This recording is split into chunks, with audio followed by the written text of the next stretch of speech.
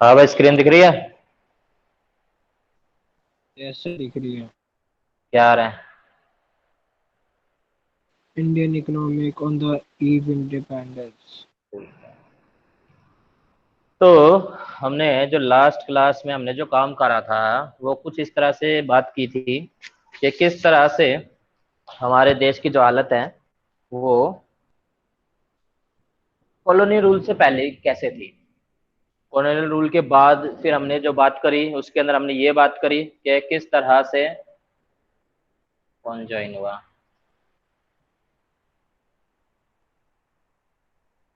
Colonial rule के time पे हमने एग्रीकल्चर के बारे में बात करी थी। तो एग्रीकल्चर के अंदर मैंने आपको ये बताया था कि जमींदारी सिस्टम क्या होता है, लैंड टेनर सिस्टम क्या होता है।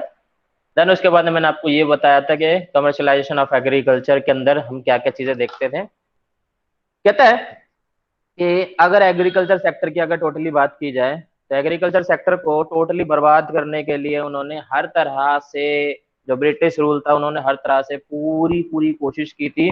उसके अंदर उन्होंने सबसे पहले तो काम क्या किया कि सारी की सारी जो सत्ता थी, सारी की सारी जो लैंड वगैरह है वो जमींदारों के हाथ में दे दी थी, ताकि जो जमींदार है वो जो हमारे किसान भाई हैं उनको पूरी तरह से टॉर्चर कर सके। टॉर्चर करने के बाद भाई वहां से जितना निकाल सके वो उतना अपना बेनिफिट निकाल सके।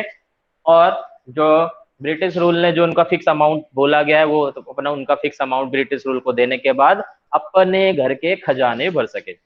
इसके बाद ब्रिटिश रूल को लगा कि भाई ये सिस्टम करने से भी कुछ ऐसा नहीं देखा जा रहा कि जो हमारे देश के किसान है वो पूरी तरह से टूट चुके हैं। तो ऐसी कंडीशन में जब ब्रिटिश रूल को ये लगा कि भाई सारे के सारे जो किसान हैं, अभी भी ऑलमोस्ट ऐसी जगह देखी जा रही है कि किसान अभी भी खेती बाड़ी में पूरी जोरदार कोशिश करे जा रहे हैं ताकि वो अपना गुजारा भी चला सके।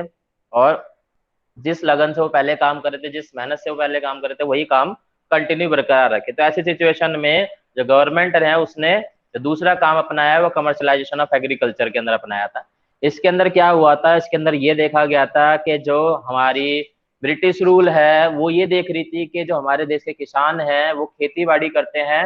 वो किस पर्पस के लिए खेती बाड़ी करते हैं? वो उस पर्पस के लिए खेती बाड़ी करते हैं कि वहां पर जो उगाए वो खाए पिए और अपना जो जीवन है वो गुजार सके। तो मतलब यहाँ पर जो खेती बाड़ी हो रही थी वो सारी की सारी वो उन चीजों की खेती बाड़ी हो रही थी जो फूड क्रॉप्स कहलाती है, जिसमें हम चावल, गेहूं, मक्का, बाजरा, इन सब चीजों की हम बात करते हैं। तो यहाँ पर इस तरह की चीजों की खेती बाड़ी पे सबसे ज्यादा ध्यान दिया जाता था, जिनको हम जो किसान थे वो सेल्फ कंज्यूम कर लेते थे, बेचने के पर्पज से उनको यूज नहीं करते थे। तो ऐसी सिचुएशन में अंग्रेजों को लगा कि यार जब यहाँ पर खेती हो ही रही है, अच्छी मात्रा में खेती हो रही है, तो क्यों ना इस खेती को कुछ अपना पर्पस निकालने के लिए यूज किया जाए। तो उस कंडीशन में जो अंग्रेज थे, अंग्रेजों ने क्या किया, अंग्रेजों ने हमारे देश के एग्रीकल्चर सेक्टर को अपने बेनिफिट के लिए इस्तेमाल करना शुरू कर दिया। मेरी आवाज क्लियर आ रही है ना भाई? यस सर, क्लियर है। एक ही बच्चा है और कोई नहीं है? सर अभी तो नहीं है कोई। बाकी कहाँ गई? अबे, तू ही है क्या बस? चलो बाकी रिकॉर्डेड वीडियो देख लेंगे। चलो, तो ये चीज हमने देखी। तो फिर उसके बाद क्या हुआ, हमें ये देखने को मिला कि भाई अब जो ब्रिटिश रूल है वो अपना पर्पस फुलफिल करना चाहती है। तो उसके लिए ब्रिटिश रूल का जो मेन टारगेट था वो कुछ ये था कि भाई कैसे भी करके, कुछ भी करके यहां से हम कच्चा माल उठा ले और उस कच्चे माल को हम लेके जाएं अपने देश। और वहां से उन चीजों को, उस कच्चे माल को, उस रॉ मटेरियल को, उस रॉ गुड्स को अपने देश में ले जाकर उसको कंप्लीट फाइनल गुड्स बनाए। और कम फाइनल गुड बनाने के बाद उस गुड को वापस लाके हमारे इंडिया में ही उसको बेच दे। तो ये जो गवर्नमेंट क्या कहते ब्रिटिश रूल का पर्पस था, इसको फुलफिल करने के लिए उन्होंने फोर्स किया किस चीज पर, कहता है उन्होंने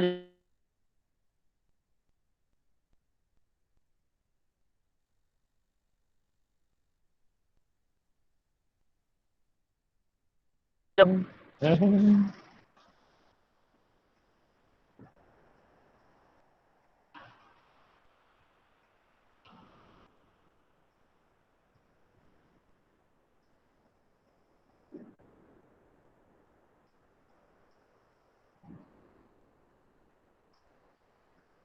आज ये हैंग क्यों मार रहा है?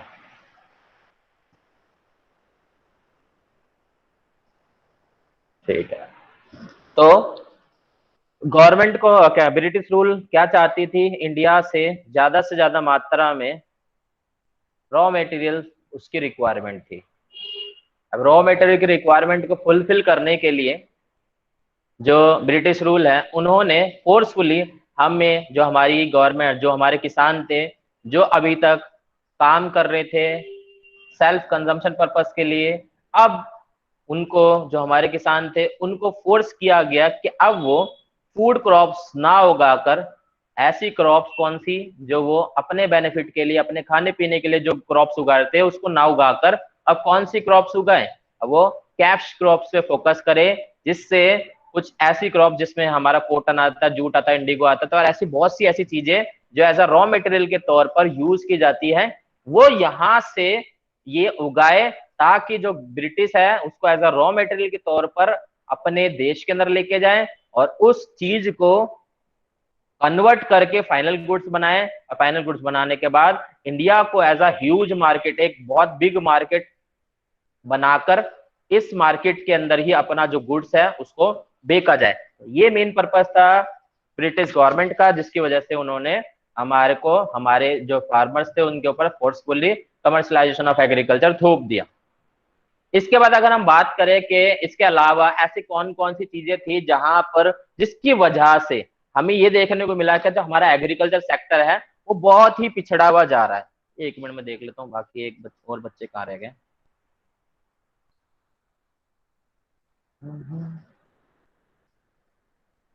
चलो, तो इसके अलावा हमने ये देखा कि हम बात जो कर रहे हैं, हम बात कर रहे हैं एग्रीकल्चर सेक्टर की किस टाइम पे, at the eve of independence पे, मतलब जब हमारा कॉलोनियल रूल तक जब समाप्त हो गया, उसके बीच तक की जो हमारी इंडियन एग्रीकल्चर सेक्टर था वो किस तरह का रूप ले चुका था। तो हमने यहाँ देखा कि हम जमींदार सिस्टम किस तरह से एग्रीकल्चर को तहस नहस कर चुका था। उसके बाद जो एग्रीकल्चर बचा उस पर कमर्शियलाइजेशन थोपा गया, जिससे फूड ग्रेन्स को कन्वर्ट करके कैश क्रॉप ग्रेन्स में चेंज कर दिया गया, जिससे हमारी जो एग्रीकल्चर थी वो सेल्फ कंजम्पशन से कन्वर्ट होकर किस में चेंज हो गई है, कमर्शियलाइजेशन में चेंज हो गई थी।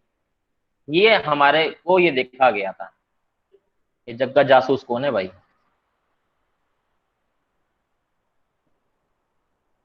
आ जाओ भाई जग्गा जासूस जी। अब इसके बाद हम बात करते हैं कि हम ना, जब बात करते हैं एग्रीकल्चर सेक्टर की at the year of independence, तो यहाँ पर हम देखते हैं कि जो हमारा एग्रीकल्चर सेक्टर था वो बहुत ही लो लेवल प्रोडक्टिविटी का था। मतलब कहता है कि अगर हम कॉलोनी रूल से पहले की बात कर ले, तो कॉलोनी रूल से पहले की बात जब हम करते हैं तो वहां पर जब हम देखते थे तो हमें ये देखने को मिलता था कि 85%, यार ये हैंग क्यों हो रहा है आज?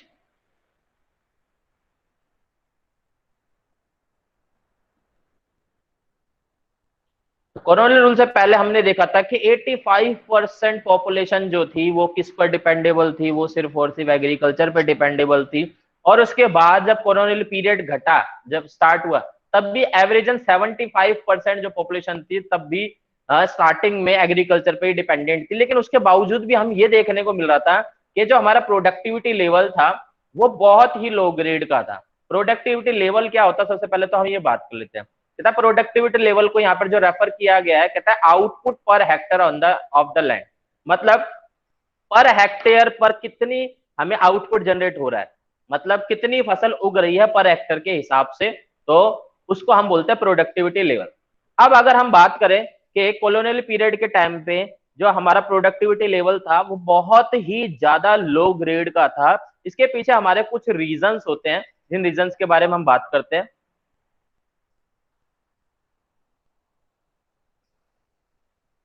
तो यहां पर अगर हम बात करें कि आज ये मजे ले रहा है मेरे से,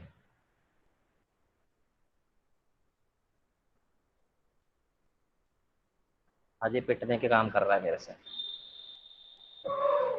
तो हमने बात करी कि हमारा जो एग्रीकल्चर का जो लेवल था, प्रोडक्टिविटी लेवल था, वो काफी ज्यादा लो हुआ करता था। उसके पीछे कुछ हमारे बेसिक रीजंस की अगर हम बात करें, तो बेसिक रीजंस की अगर हम बात करें तो सबसे पहला जो हमारा रीजन आता है, ये आपसे एग्जाम में पूछ लिया जाता है कि कॉलोनियल पीरियड के टाइम पे हमारे एग्रीकल्चर का लो प्रोडक्टिविटी लेवल किस वजह से हुआ करता था। तो उस चीज के लिए आपका एग्जाम में 3 से 4 नंबर का क्वेश्चन आता है। कहता है, अगर मैं रीजन की बात करूं तो पहला रीजन है लैक ऑफ इरिगेशन फैसिलिटी।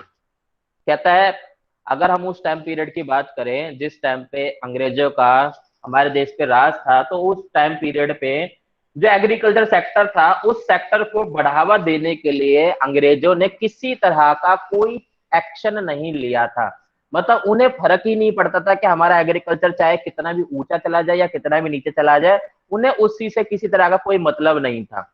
मतलब इन द सेंस के एग्रीकल्चर को सुधारने पे उन्होंने 1% अपना सपोर्ट नहीं दिया था। तो उस टाइम पे जो इरिगेशन फैसिलिटी हुआ करती थी वो कैसी हुआ करती थी, कहता सब कुछ ऑलमोस्ट जो था वो सिर्फ और सिर्फ किस पर निर्भर हुआ करता था, कहता सिर्फ और सिर्फ रेनफॉल पर ही निर्भर हुआ करता था। कि अगर बारिश अच्छी होगी तो हमारी एग्रीकल्चर पर बहुत अच्छा इफेक्ट पड़ेगा। कहता है अगर बारिश नहीं होगी तो उस कंडीशन में फसलें पूरी तरह से खराब हो जाएंगी। कहता है पानी की फैसिलिटी बहुत कम हुआ करती थी कि कुएं सूख जाते थे, नदियों का पानी जो हुआ करता था वो खेतों से इतनी दूर हुआ करता था कि वहां नदियों के पानी को हमारे खेतों तक लाने में बहुत सी हमें समस्याओं का सामना करना पड़ता था। इस वजह से जो आधी से ज्यादा जो हमारी प्रोडक्टिविटी लेवल थी, वो इस वजह से हमारी फसलें आधी से ज्यादा खराब हो जाती थी, क्योंकि लैक ऑफ वाटर की सिचुएशन हमारे सामने देखने को मिलती थी। ठीक है। कहता है लो लेवल ऑफ टेक्नोलॉजी। कहता है भाई हम उस जमाने की बात कर रहे हैं जिस जमाने में आधे से ज्यादा जो काम हुआ करता था वो सिर्फ हाथों से और बैलों से हुआ करता था। आज के जमाने की अगर हम बात करें तो आज के जमाने में क्या होता है कि अगर एक खेत है, अगर उसको सिर्फ जोतने जोतने की बात होती है तो हम एक दिन में पूरा खेत जोत लेते हैं, क्योंकि आज के टाइम पे हमारे सामने टेक्नोलॉजी है, हमारे सामने इतने अच्छे अच्छे वेपन्स है, इतने अच्छे अच्छे हमारे सामने इंस्ट्रूमेंट्स है कि जिसकी हेल्प से हम क्या कर सकते हैं। कहता है कि हम कम से कम टाइम पीरियड में ज्यादा से ज्यादा काम कर सकते हैं। लेकिन वो हम उस जमाने की बात कर रहे हैं जहां पर टेक्नोलॉजी नाम की कोई चीज नहीं हुआ करती थी। वहां पे जितना भी काम हुआ करता था वो हाथ से हुआ करता था। तो एक सिंपल से हल जो बैल करते हैं, जो हमारा खेत होता है, अगर सिर्फ उसको खोदने की बात होती थी तो तकरीबन नहीं तो 10 से 15 दिन तो सिर्फ उसको खोदने खोदने में ही लग जाते थे। तो इस तरह से हम अंदाजा लगा सकते हैं कि भाई वहां पर उस टाइम पे कोई काम को करने में, अगर हम एक पूरे खेत की अगर बात करें अच्छे से, तो पूरे खेत में अच्छी तरह से वर्क करने में कई टाइम पीरियड ऐसा लग जाता था, जिसमें क्या होता था कि प्रॉपर उसकी केयर नहीं हो पाती थी। बहुत सारी चीजें हैं जहां पर कहता है कि हाँ भाई 2 से 3 दिन में काम हो जाना चाहिए, लेकिन कि अकेला एक किसान 24 घंटे काम कर नहीं सकता है, 10 से 12 घंटे वो काम कर पाता तो उसके अंदर वो पूरे खेत पर अच्छे से वर्क नहीं कर पाता था। ये चीज हमने देखी मिली, जिससे क्या होता था कि हमारा जो प्रोडक्टिविटी लेवल है वो काफी लो देखा जाता। उसके अलावा हमारी आधे से ज्यादा जो फसलें होती थी वो भाई कीड़े मकोड़ों, जैसे आज के टाइम पे अभी तुमने कुछ दिनों पहले एक न्यूज पढ़ी सुनी होगी, उस न्यूज में टिड्डों की न्यूज आई थी। तो टिड्डे हो गए, चूहे हो गए, ठीक है, उसके अलावा बहुत सारे ऐसे कीड़े होते हैं जो फसलों को पूरी तरह से खराब कर देते हैं। उस टाइम पे क्या हुआ करता था, किसानों के पास खाने के लिए तो पैसा हुआ नहीं करता था। तो ऐसी सिचुएशन में पेस्टिसाइड्स, फर्टिलाइजर, इन सब चीजों को वो किस प्रकार से खरीद पाते थे। तो उस वजह से क्या होता था कि यहाँ पर उनको बहुत ही कम मात्रा में इन चीजों पर यूज किया जाता था। उस जमाने में बस एक ही चीज का पे ध्यान दिया जाता था, जिसको हम बोलते थे स्केयर करो। कि भाई खेतों के बीचों बीच हमने क्या कर दिया भाई, एक पुतला खड़ा कर दिया, उसके ऊपर गले में मटका डाल दिया, मटका डालने के बाद भाई चिड़िया कौवे आएंगे तो भाई उसको देख के डर जाएंगे। लेकिन ऐसा होता नहीं था भाई, आधे से ज्यादा फसलें जो होती थी वही लोग खराब कर देते थे। इस सारी रीजंस की वजह से हम ये देखने को मिलता था कि भाई हमारे देश का जो एग्रीकल्चर का जो सेक्टर का जो प्रोडक्टिविटी लेवल था वो काफी ज्यादा लो देखने को मिल रहा था। उसके अलावा भी कुछ ऐसे रीजन है जिसकी वजह से हम ये बोल सकते हैं कि हमारे देश की जो एग्रीकल्चर सेक्टर का जो सिचुएशन थी वो काफी ज्यादा बैकवर्ड थी। उसके अंदर हम ये बोल सकते हैं कि हाई डिग्री ऑफ अनसर्टेनिटी। मतलब हमारे देश के अंदर ऐसा कोई टाइम पीरियड फिक्स नहीं था कि भाई हाँ भाई इस महीने में बारिश आएगी तो इस महीने में बारिश आएगी ही आएगी। अगर इस महीने में बारिश आएगी तो इस महीने में इतनी ही बारिश आएगी। जैसे अगर मैं छोटा सा एग्जांपल दिल्ली का ही दे दूं, कहता है अगर हम बारिश की बात करें तो जुलाई का हमारा जो टाइम होता है वो टाइम ऐसा होता है जहां से बारिश होना शुरू हो जाती है। लेकिन हम देख रहे हैं कि सितंबर अगस्त का मिड चल रहा है और अब जाके बारिश आना शुरू हुई है। तो ये तो अब जब इतना सब कुछ हमारे देश के अंदर हो चुका तब भी जाके ये अनसर्टेनिटी अभी भी कंटिन्यू बरकरार है। तो अगर हम पहले जमाने की बात करें तो ऑब्वियस ही बात है कि भाई वहां पर भी यही चीज चलती होगी। लेकिन कहता अगर मैं आज के दौर से पुराने दौर को मैं कनेक्ट करूं तो आज के दौर में हमारी फसलों पर इतना ज्यादा इफेक्ट इसलिए नहीं पड़ता क्योंकि हमारे पास आज के टाइम पे इरिगेशन फैसिलिटी बहुत अच्छी है, हमारे पास टेक्नोलॉजी बहुत अच्छी है। तो इस वजह से हमें सब कुछ इस पर डिपेंडेबल नहीं होना पड़ता। लेकिन अगर हम उस जमाने की बात करें तो हमारे लिए सबसे ये प्राइम सोर्स हुआ करता था। अब प्राइम सोर्स है तो भाई पानी यहीं से ही आएगा, क्योंकि तालाबों का पानी जो होता है वो कहाँ से भरेगा, वो रेनफॉल से भरेगा। ठीक है, कुओं के अंदर जो पानी आएगा वो कहाँ ऑलमोस्ट भरेगा, वो रेनफॉल से भरेगा। क्योंकि अगर तालाब सूख गए हैं, कुएं सूख गए हैं, तो भाई खेतों के पास तो पानी का जुगाड़ वही होता है। अब बारिश ही नहीं हुई तो ऐसी कंडीशन में तो भाई सीधी सी बात है कि हमारी सारी फसलें खराब होने वाली है। तो ये इस वजह से ये कुछ हमारे सामने ऐसे रीजंस है जिसकी वजह से हम ये देखते हैं कि जो हमारा एग्रीकल्चर सेक्टर था वो काफी ज्यादा बहुत ही पिछड़ा हुआ देखने को मिलता था। तो आप सबसे पहले एक काम कीजिए, हेडिंग डालिए।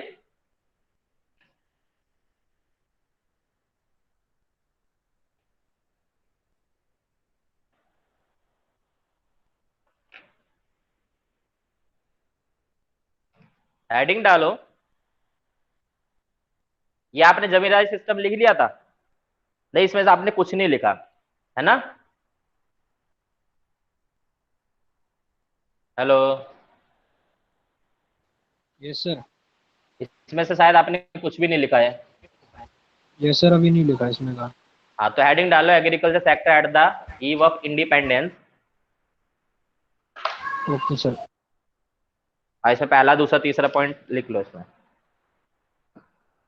और डन बोल देना।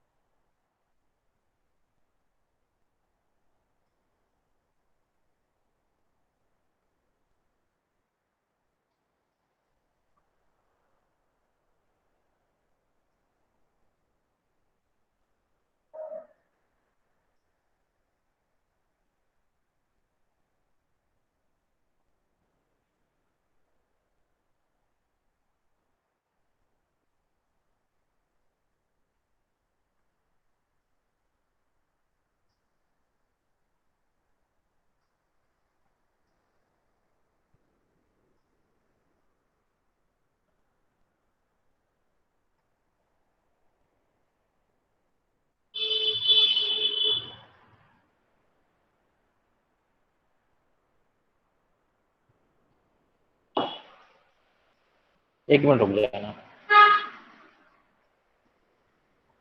ठीक है।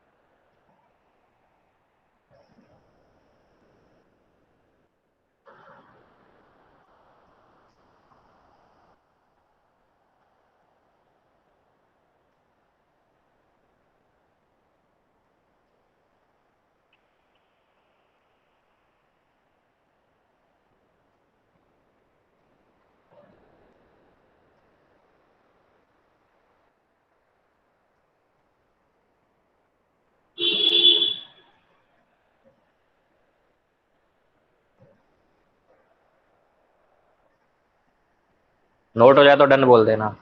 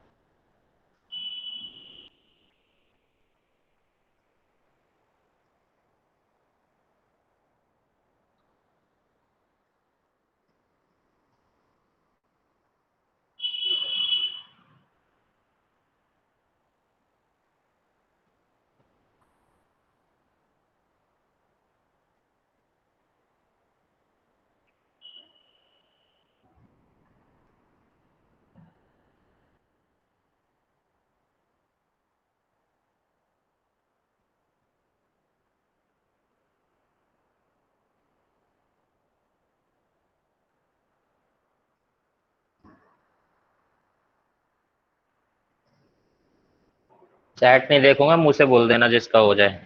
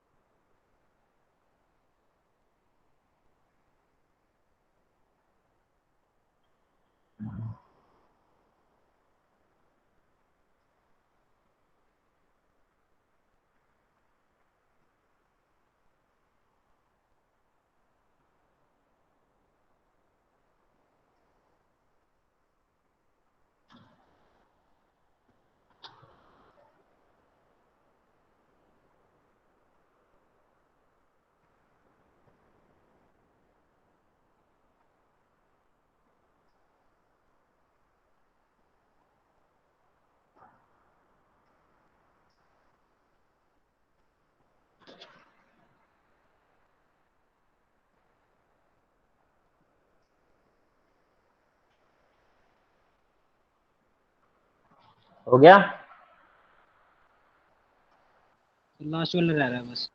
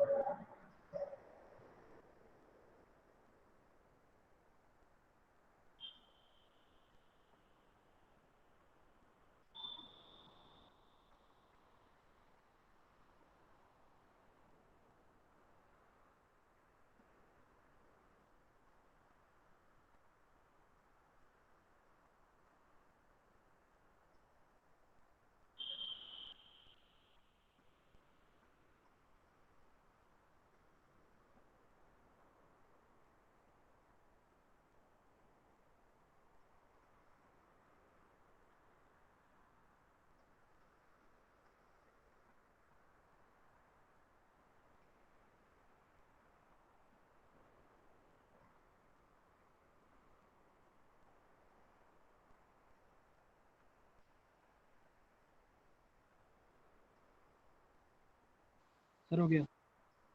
सबका हो गया?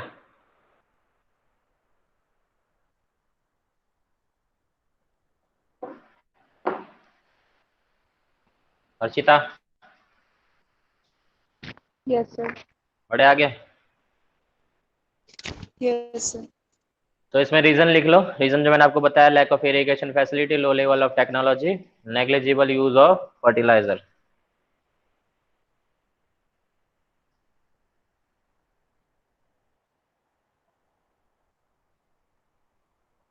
तो अभी तक हमने जो भी बात करी है वो अभी तक सिर्फ और सिर्फ हम जो अभी बात करते हुए आ रहे हैं वो एग्रीकल्चर के ऊपर बात करते हुए आ रहे हैं। अब हमारा जो नेक्स्ट टॉपिक स्टार्ट होने वाला है वो टॉपिक होगा कि इंडस्ट्रियल जो हमारा सेक्टर हुआ करता था, किस तरह की हमारे इंडस्ट्रियल सेक्टर की सिचुएशन थी। हमने इंडस्ट्रियल सेक्टर की सिचुएशन अभी हमने पढ़ी थी लास्ट क्लास के अंदर, कि जब हमारा देश गुलाम नहीं हुआ था तो उस कंडीशन में हमारे देश के जो हैंडीक्राफ्ट्स हुआ करते थे वो ऑल ओवर द वर्ल्ड काफी ज्यादा फेमस थे। हमारे देश की जो कुछ खेती थी वो ऑल ओवर द वर्ल्ड में मांग एक्सपोर्ट की जाती थी, और हैंडीक्राफ्ट्स तो ऑलरेडी काफी ज्यादा फेमस थे।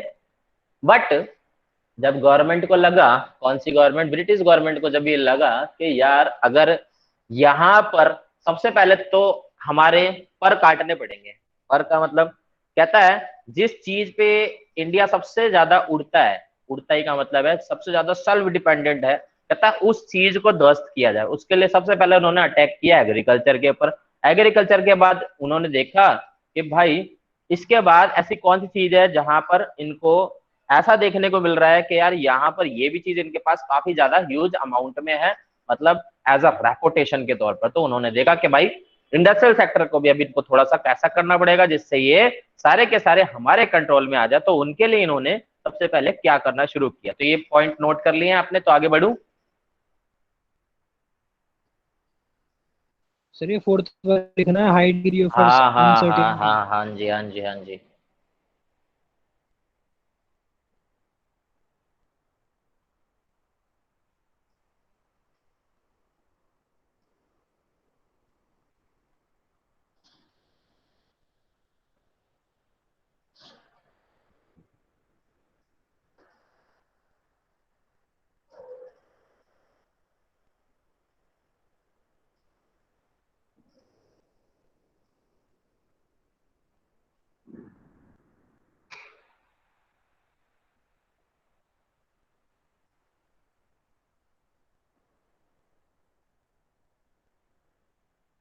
हो गया भाई?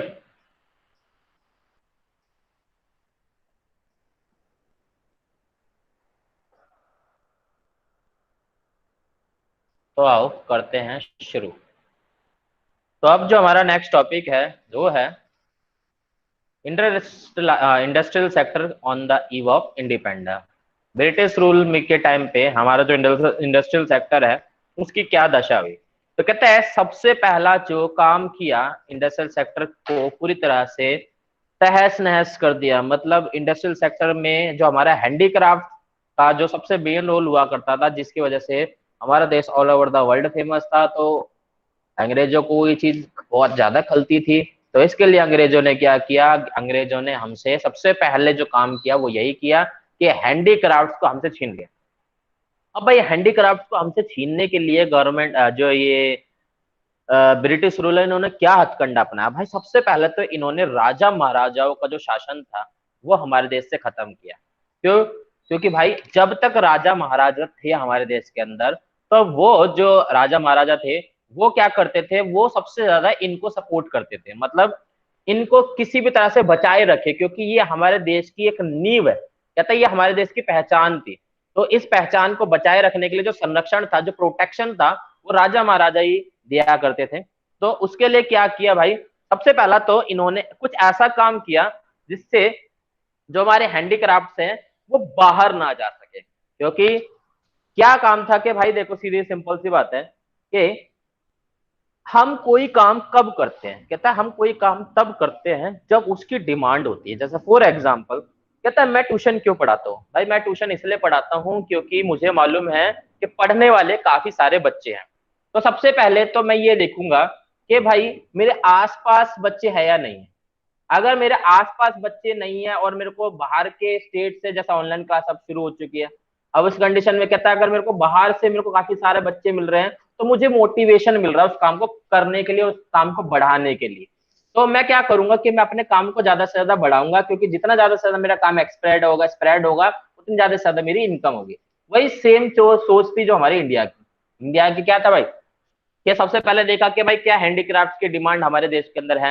हाँ जी है। उसके साथ साथ देखा कि अगर हमारे देश के लोग इतनी डिमांड नहीं कर रहे, लेकिन बाहर के दो ट्रिपल मात्रा में, चौल मात्रा में, मतलब 5 टाइम्स 6 टाइम्स उसकी डिमांड ज्यादा कर रहे हैं, तो ऐसी सिचुएशन में क्या होता है, तो जो हैंडीक्राफ्टर्स बनाने वाले जो लोग थे उन वो ज्यादा मोटिवेट होते थे, तो मोटिवेट होते तो भाई उस चीज को ज्यादा से ज्यादा मात्रा में वो बनाते थे।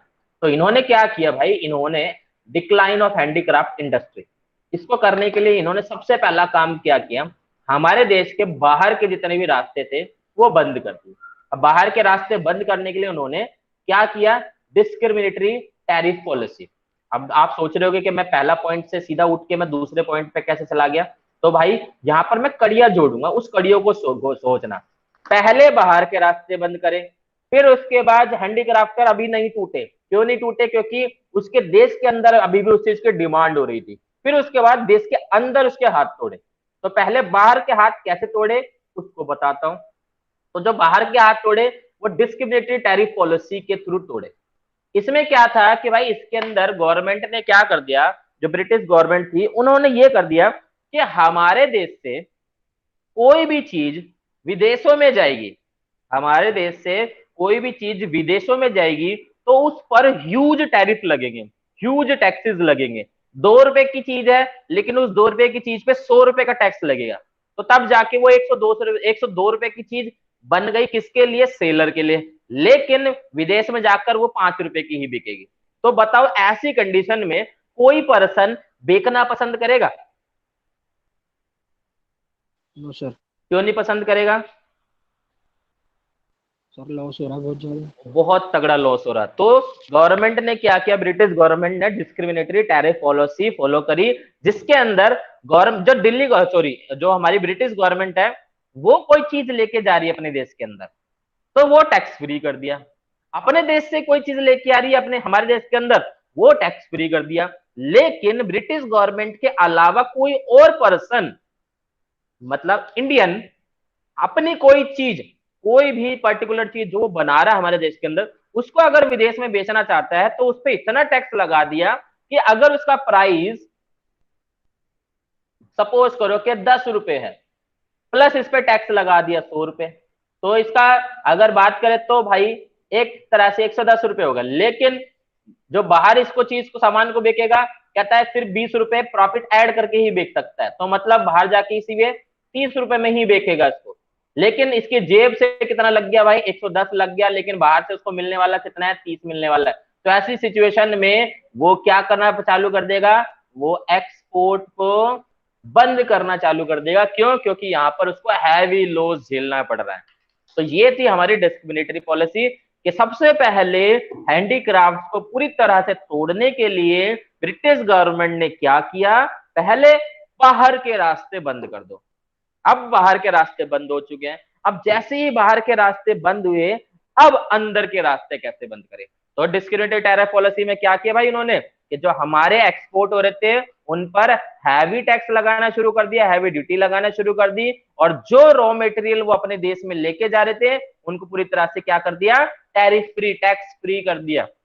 मतलब जितने भी लेन देन ब्रिटिश गवर्नमेंट, ब्रिटिश और सॉरी मतलब इंग्लैंड और इंडिया के बीच में जितने भी लेन देन हो रहे हैं, इंपोर्ट एक्सपोर्ट हो रहे हैं, वो तो कर दिए टोटली फ्री। अब उसके अलावा जितने भी इंपोर्ट एक्सपोर्ट हो रहे हैं उन पे कर दिए बहुत ज्यादा टैक्स। तो इसकी वजह से क्या हुआ कि हम, हमारे जो देश के इंडियन जो थे, उन्होंने एक्सपोर्ट करना बंद कर दिया, और साथ ही साथ अब बाहर से, सपोज अब ये भी चीज समझाऊंगा इंपोर्ट वाली, वो आगे बढ़ते हैं। तो यहां पर अभी मेरे को पता चला कि भाई बाहर के रास्ते कैसे बंद करें। अब बात करते हैं कि अंदर के रास्ते कैसे बंद करें। कहता है भाई पहले तो विदेशों में बहुत ज्यादा मात्रा में इसकी डिमांड हुआ करते थे, लेकिन अब डिमांड तो हो रही है बहुत ज्यादा, लेकिन वो विदेश के लोग इतने महंगी अमाउंट पर, मतलब इतने देश महंगी चीज प्राइस पर वो चीजें खरीदने को तैयार नहीं है। तो इस वजह से जो हमारे इंडियन है उन्होंने बाहर के रास्ते बंद करा लिए अपने लिए, क्योंकि उन्होंने जो हमारी ब्रिटिश गवर्नमेंट थी उन्होंने वो उसके रास्ते बंद कर दिए। अब उसके बाद क्या हुआ, तो भाई उसके बाद हमारे देश के अंदर इन चीजों को क्या करना चालू किया कि अब हमारे इंडियन लोगों ने सोचा कि यार चलो कोई नहीं, बाहर हम नहीं बेच सकते तो हम आपस में ही ये सब बेच बाच के अपना गुजारा चलाएंगे। लेकिन भाई ये चीज भी ब्रिटिश लोगों को बर्दाश्त नहीं हुई। अब ऐसी कंडीशन में उन्होंने क्या किया, भाई जो जो लोग हैंडीक्राफ्ट पे वर्क कर रहे थे उनको फोर्सफुली एग्रीकल्चर सेक्टर में घुसने के लिए उनको बहुत ज्यादा जोर दिया गया। ठीक है, अब ये जोर दिया जा रहा है, क्यों दिया जा रहा है, क्योंकि यहाँ पर हैंडीक्राफ्टर्स को किसी भी तरह का कोई प्रोटेक्शन प्रोवाइड नहीं है। पहले क्या हुआ करता था, पहले स्पेशली जो हमारे राजा महाराजा हुआ करते थे अपने महलों को सजाने के लिए और घोड़े वगैरह हो गया उनके नाल वगैरह लगाने के लिए बहुत सी ऐसी चीजें होती थी, बहुत सारी चीजें जिनके लिए इन लोगों को प्रोटेक्शन दिया जाता था कि भाई आप ये सब काम करो, आपको पैसा देने का काम हम करेंगे।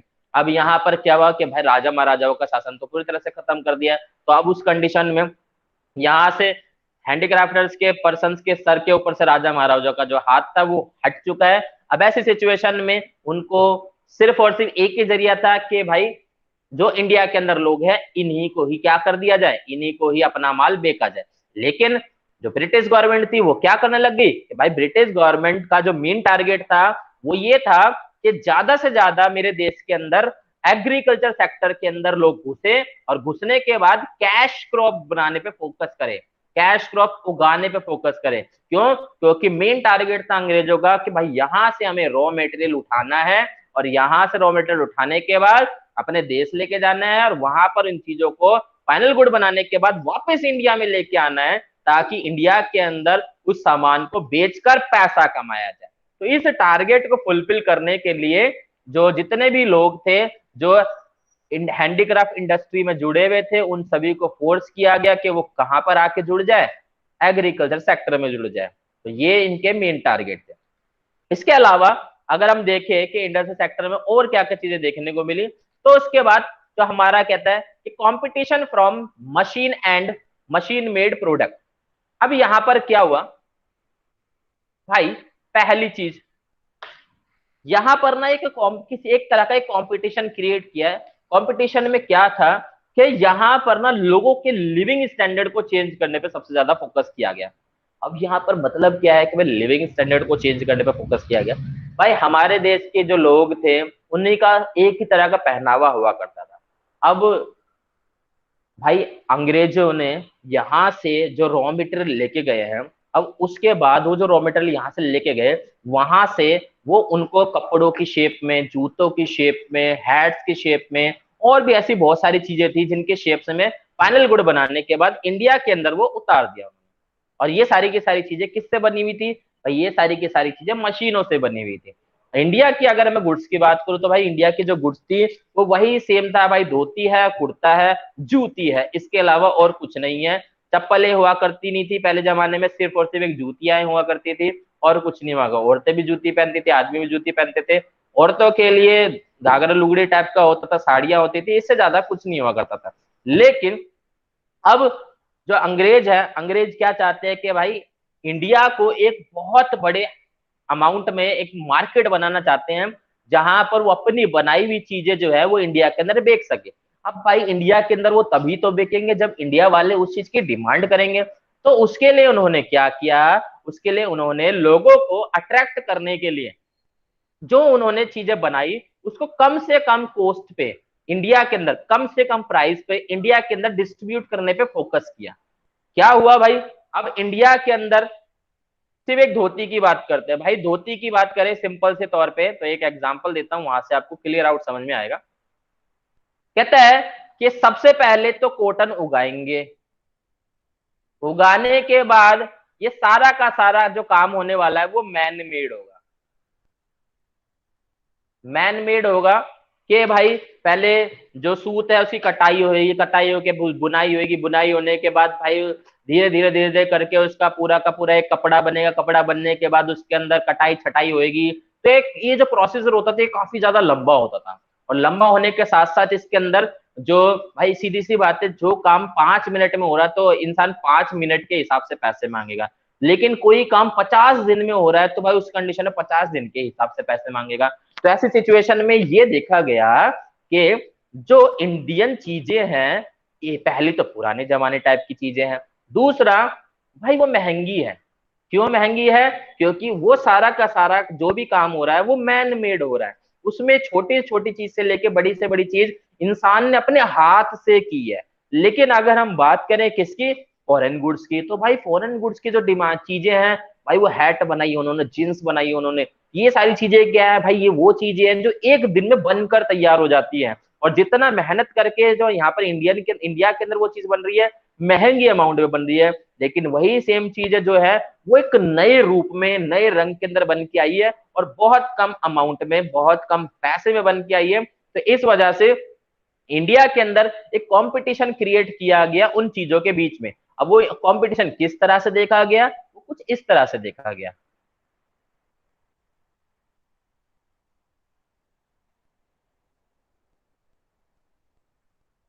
कहता है the pride of Indian handicraft industry started to decline when it faced the competition from machine-made product as they are of low cost and easily available।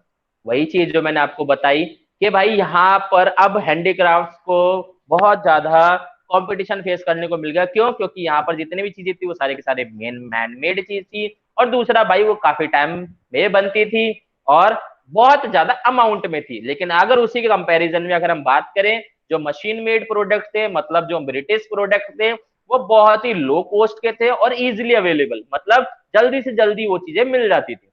The Indian crafters are behind the speed of machine and hence the only alternate available for them is shut down their enterprises। वही जो मैंने आपको बताया कि भाई जो speed के साथ, जिस स्पीड के साथ मशीनें काम करती है, मशीन एक दिन के अंदर वो मटेरियल बना के दे रही है, लेकिन अगर वही सेम चीज की अगर मैं बात करूं हैंडीक्राफ्ट की, धोती कुर्ते की बात करूं, तो भाई उस चीज को बनाने में जो इंडियन है वो 10 दिन 12 दिन 15 दिन बनाते थे। तो उस सिचुएशन में क्या होता था कि भाई अगर किसी को अर्जेंट काम करवाना होता था तो अर्जेंट काम तो इंडिया में पॉसिबल ही नहीं था। तो इस वजह से एक कंपटीशन क्रिएट हुआ किनके बीच में, मशीन मेड गुड्स के अंदर और मैन मेड गुड्स के अंदर। तो उसके बाद ये देखने को मिला कि भाई मशीन मेड गुड्स के सामने जो मैन मेड गुड्स थी उनको अपने घुटने टेकने पड़ गए। क्यों टेकने पड़ गए? क्योंकि वो पहली चीज तो काफी टाइम लगा रही थी बनने में, और दूसरी चीज काफी ज्यादा कॉस्टली थी लोगों के लिए। तो लोग एक ऐसे थे, उनको ये मतलब नहीं था कि भाई ये मेरे हिंदुस्तान के बनी हुई चीज है या मेरे बाहर की बनी हुई चीज है। जो लोग थे उनको सिर्फ और सिर्फ एक चीज से मतलब है, मुझे जल्दी से जल्दी कहां से कौन सी चीज मिल रही है और कम से कम पैसे में कौन सी चीज मिल रही है। तो इस वजह से जो हमारे देश के जो लोग थे वो शिफ्ट होकर किस में चले गए, वो शिफ्ट होकर हमारे वेस्टर्न कल्चर पे चले गए। मतलब जो लोग पहले धोती कुर्ता की डिमांड करते थे, वही लोग अब उन्होंने अपना change of pattern of demand कर दिया कि अब जहां पर जो लोग पहले अपना पुराना जमाने वाली चीजें पहना करते थे, अब वहां पर उन्होंने अपने डिमांड का पैटर्न चेंज कर दिया कि अब वो जितने भी चीज थी वो सारे के सारे अब धोती कुर्ता से शिफ्ट होकर किस में चले गए, जींस टॉप इन सब चीजों में चले गए। क्यों चले गए? क्योंकि पहली चीज तो भाई वो एक्सपेंसिव नहीं है और दूसरी चीज हाईली अवेलेबल है। तो ये चीज थी कि किस तरह से इंडियन जो हमारा इंडस्ट्रियल सेक्टर था उसको किस तरह से अंग्रेजों ने तहस नहस करने में फोकस किया। उसके अलावा अगर हम बात करें, कहता है lack of capital goods. Lack of capital goods के यहाँ पर मतलब है कि भाई हमें सीधी सी बात मालूम है कि यार इंडिया के अंदर अगर हम उस टाइम पीरियड की बात करें तो उस टाइम पीरियड में ना इतने अमीर लोग नहीं हुआ करते थे कि भाई जो खुद की मशीनें खरीद सके। इतने अमीर लोग नहीं हुआ करते थे कि भाई अपनी फैक्ट्री खोल सके। तो उस सिचुएशन में क्या हुआ करता था कि भाई बहुत ही कम अमाउंट में ऐसे लोग हुआ करते थे जिनके पास पैसा हुआ करता था, और वो लोग क्या करते थे, वो लोग फिर इंडिया में रहकर काम नहीं करते थे। वो क्या कर देते थे भाई, वो अपना जो पैसा है वो सारा का सारा ले जाकर फॉरेन शिफ्ट हो जाते थे और वहां जाके अपना इंडस्ट्रियल सेक्टर जो है वो रन करते थे। क्यों? क्योंकि उनको पता है कि भाई इंडिया के अंदर अगर हम यही चीज करते हैं तो सारा का सारा हमें ब्रिटिश के अंडर में रह के काम करना पड़ेगा, और इस सिचुएशन में हमारे पास जो कंट्रोल होगा वो ब्रिटिश का कंट्रोल होगा, और सिचुएशन में ब्रिटिश जो है हमारे पास जैसे मर्जी रूल कर देगी। तो इस वजह से जो हमारे देश के अंदर जो बहुत अमीर लोग हुआ करते थे, वो कहाँ चले जाते थे, वो शिफ्ट हो जाते थे। तो इस वजह से हमारे देश के अंदर भाई पैसा नहीं है तो भाई कैपिटल गुड्स कहाँ से लगाएंगे। तो कहता है capital goods industry refers to those industry which are capable to producing machine tools. अब कहता है कि पैसा है नहीं, पैसा है नहीं तो भाई चीजें बनाएंगे कैसे, चीजें नहीं बनाएंगे तो एक छोटा सा एग्जांपल देता हूं। कहता है सपोज मैंने एक छोटा एक वो लिया एचपी का एक लैपटॉप लिया, ठीक है। अब मैंने एक एचपी का एक लैपटॉप ले लिया भाई, मैंने 40,000 का वो लैपटॉप ले लिया। अब मुझे एक महीने के अंदर मैंने देखा कि भाई वो एचपी का जो लैपटॉप है वो हो गया खराब। अब खराब होने के बाद भाई मैं सर्विस सेंटर जा रहा हूँ, सर्विस सेंटर जा रहा हूँ तो भाई सर्विस सेंटर में मैं देखने को मिल रहा हूँ जो मेरे लैपटॉप में चीज खराब हुई है उसके पार्ट्स इंडिया में अवेलेबल नहीं है।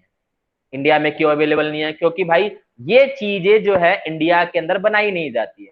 तो कहता है कि किसी भी देश की जो इकोनॉमी लेवल है, जो प्रोडक्टिविटी लेवल या इंडस्ट्रियल लेवल है, वो ह्यूजली मतलब कहता है ना कि बहुत जल्दी कैसे स्प्रेड हो सकती है जब छोटी से छोटी चीज और बड़ी से बड़ी चीज उसी देश में बनाई जाए। मतलब कहते हैं ना कि सुई से लेकर तलवार तक हर एक चीज अगर उस जगह बनाई जाती है तो उस कंडीशन में उसको किसी और पर डिपेंडेबल नहीं होना पड़ता। लेकिन हमारे देश के अंदर क्या था कि भाई हमारे देश के अंदर कैपिटल गुड्स बहुत ही कम मात्रा में थी। क्यों? क्योंकि भाई इनको डालने के लिए, इनको बनाने के लिए लोगों के पास पैसा होना बहुत जरूरी था, ठीक है। और दूसरी बात कि अगर बाई चांस मान लो कि भाई किसी लोगों जो अमीर लोग हैं उन्होंने बाई चांस हमारे देश के अंदर वो चीज स्टार्ट भी कर दी, तो वो बंदा तब स्टार्ट करेगा जब उसको ये देखने को मिलेगा कि भाई इसकी डिमांड होगी। लेकिन यहाँ पर तो ऐसा था कि यहाँ पर इस तरह की डिमांड करना बहुत ही मुश्किल हो पा रहा था, क्योंकि यहाँ पर जो ब्रिटिश गवर्नमेंट है वो कैसे भी करके अपना पूरा का पूरा दबदबा बनाए जा रही थी। तो इस वजह से क्या हुआ कि during colonial period there was no capital industry worth the name.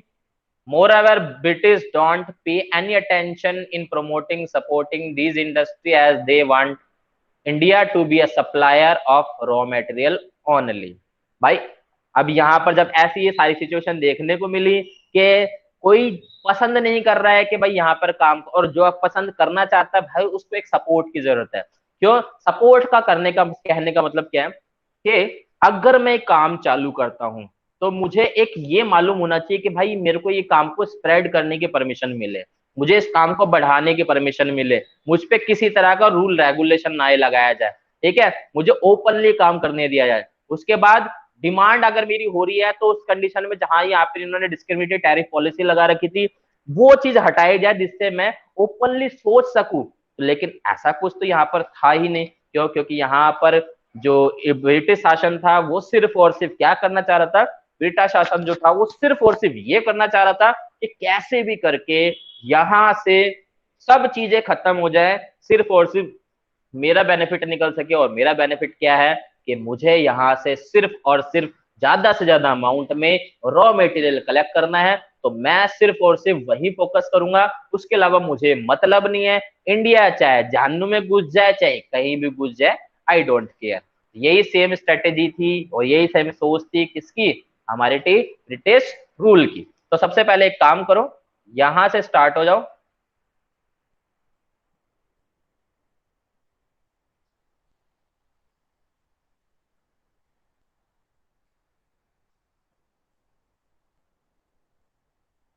Heading डालो industrial sector of on the eve of independence.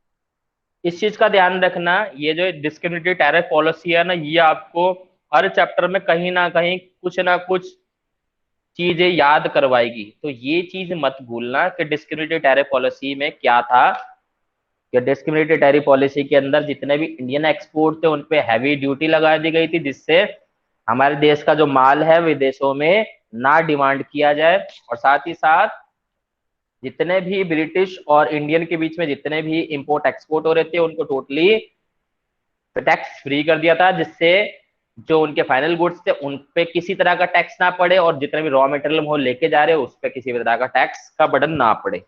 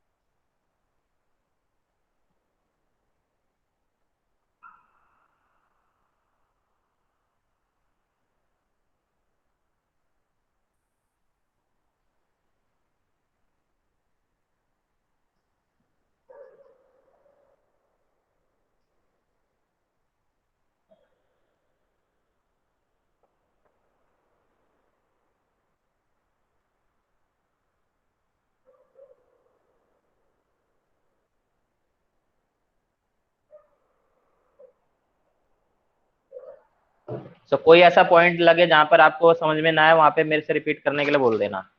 वैसे तो यहाँ पे सिर्फ कहानियां ही सुननी है।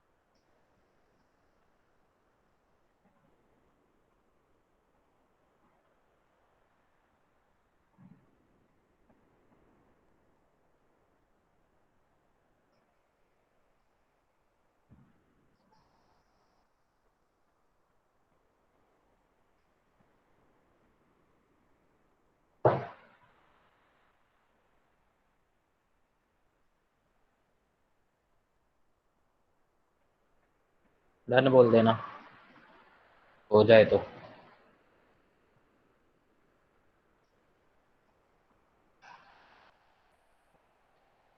एक चीज का ध्यान रखना, industrial sector on the eve of independence कभी पूछा नहीं जाएगा। इसके अंदर आपका जो एक डिस्क्रिमिनेटरी टैरिफ पॉलिसी है इस पर क्वेश्चन बनता है, और एक आपका जो ये है मैंने एक ये बताया, और एक जो चेंज ऑफ डिमांड पैटर्न है इस पर 1 1 मार्कर क्वेश्चन बनते हैं।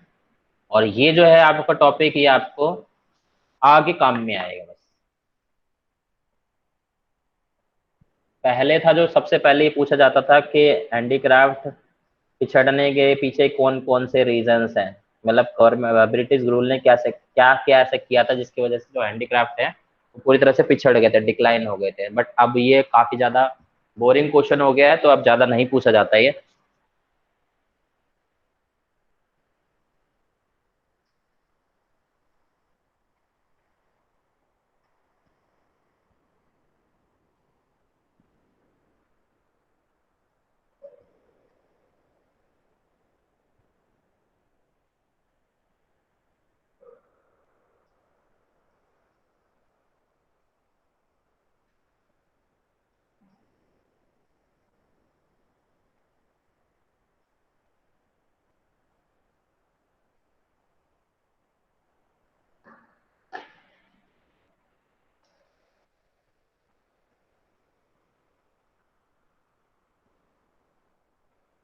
एक क्वेश्चन ऐसे आ जाता है जिसमें पूछा जाता है कि इंडिया के अंदर डिमांड का पैटर्न चेंज होने के पीछे पीछे क्या रीजंस है।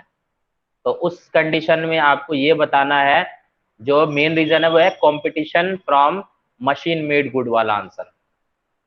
ये वहां पर क्या हो गया था कि वहां पर जो मैन मेड गुड्स थी वो मशीन मेड गुड्स के कंपैरिजन में ज्यादा कॉस्टली थी, और उनको बनने में ज्यादा टाइम लगता था, जिसकी वजह से जो लोग हैं वो शिफ्ट हो गए थे किसकी तरफ, मशीन मेड गुड्स की। और दूसरी बात, मशीन मेड गुड्स के पीछे जाने का जो मेन रीजन था वो दूसरा ये भी था कि उनका जो लाइफ स्टाइल था वो कुछ यूनिक था, जिसकी वजह से लोग उस पर सबसे ज्यादा अट्रैक्ट हो गए। क्योंकि जो वेस्टर्न स्टाइल था वो कुछ पैंट शर्ट वाला स्टाइल था, और जो धोती कुर्ते से एकदम अलग था। तो इंडियन जो लोग हैं वो हमेशा उस चीजों पर सबसे ज्यादा अट्रैक्ट होते हैं जो उनका कल्चर नहीं होता। तो इस वजह से जो हमारे डिमांड का पैटर्न था जो बहुत जल्दी चेंज होना शुरू हो गया।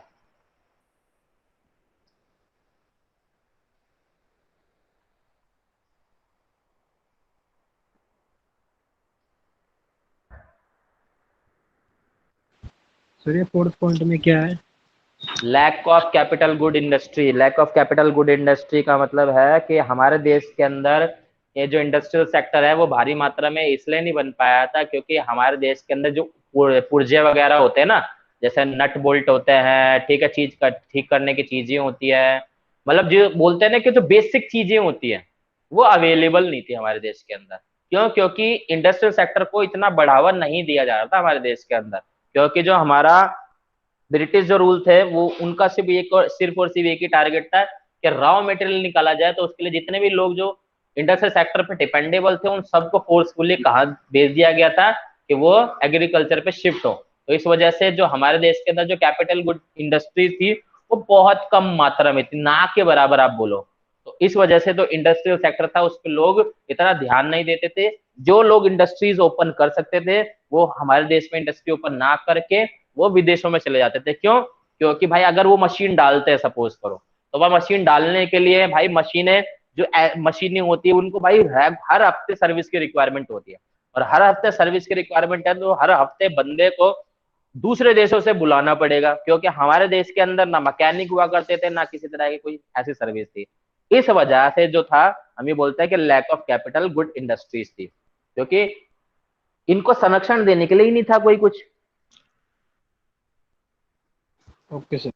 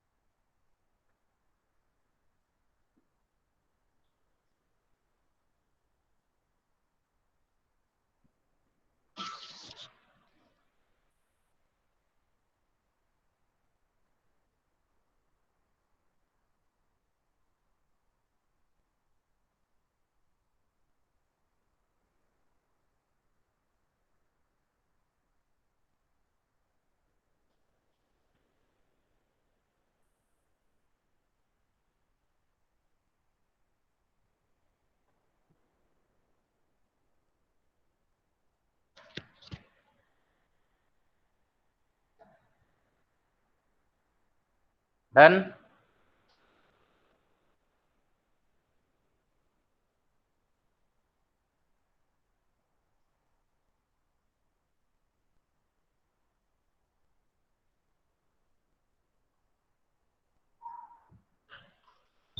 एसर हो गया। अर्शिता।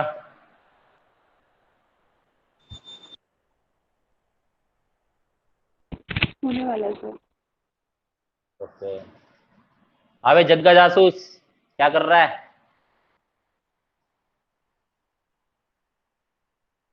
सुनाई दे रहा है कुछ? ये ऑनलाइन होके सो गया लगता है। ऐसा ही लग रहा है। है? ऐसा ही लग रहा है। मेरे को भी यही लग रहा है।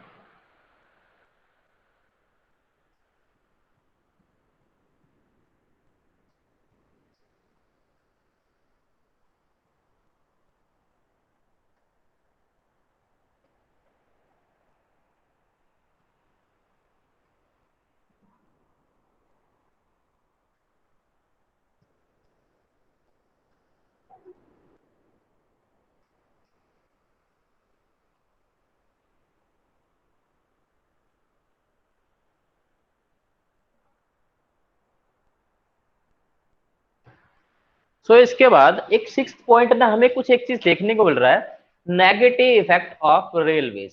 कहता है इंडस्ट्रियल सेक्टर पे रेलवे भी एक ऐसा एक हथियार था जिसकी वजह से जो इंडस्ट्रियल सेक्टर था वो बर्बाद हो गया था। लेकिन थोड़ा सा हम इसको थोड़ा समझते हैं पहले।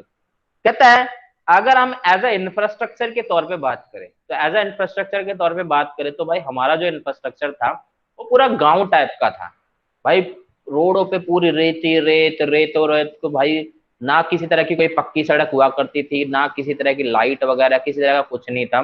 ऐसी कंडीशन में जो ब्रिटिश थे उन्होंने क्या किया, उन्होंने रेलवे का निर्माण किया। अब भाई रेलवे का निर्माण किया तो ये इंफ्रास्ट्रक्चर के लिए हमारे लिए प्लस पॉइंट हुआ या माइनस पॉइंट हुआ, पहले तो ये बताओ। जहां हमें एक जगह से जाने के लिए दूसरी जगह जाने के लिए बैलगाड़ियों का सहारा लेना पड़ता था, घोड़े गाड़ियों का सहारा लेना पड़ता था, एक स्टेट से दूसरे स्टेट जाने के लिए भी और कोई सुविधा हमारे पास उपलब्ध नहीं थी। अब यहां पर क्या हुआ कि अब रेलों का निर्माण हो गया। तो पॉजिटिव है या नेगेटिव है? पॉजिटिव। ये हमारे लिए पॉजिटिव इम्पैक्ट था। लेकिन कहता है कि भाई रेलों का निर्माण किया किसने था? ब्रिटिश। तो ब्रिटिश ने क्या कभी इंडिया के भले की सोची थी? No sir. कहता है ब्रिटिश ने जब से हमारे देश के पे कदम पहला कदम रखा था उसी दिन से ये डिसाइड कर लिया था कि मैं इनको चैन के सांस नहीं जी लेने दूंगा। तो ऐसी कंडीशन में अगर उसने रेलवे का निर्माण किया है तो भाई हमारे फायदे के लिए तो किया नहीं होगा। तो कहता है मेन पर्पस क्या था रेलवे का निर्माण करने का?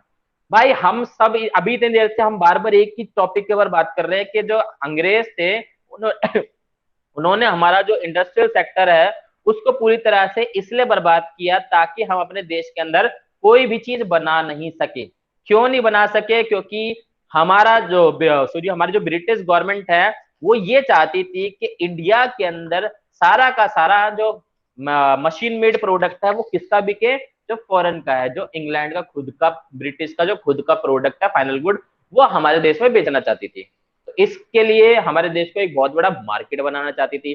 अब यहाँ पर अगर हमारे देश के अंदर वो चीज ऑलरेडी अवेलेबल होगी तो ऐसी सिचुएशन में उनके प्रोडक्ट की हम डिमांड नहीं करेंगे। तो इसलिए क्या किया भाई, उन्होंने चाहा कि भाई यहाँ से इंडस्ट्रियल सेक्टर को पूरी तरह से तहस नहस करना है।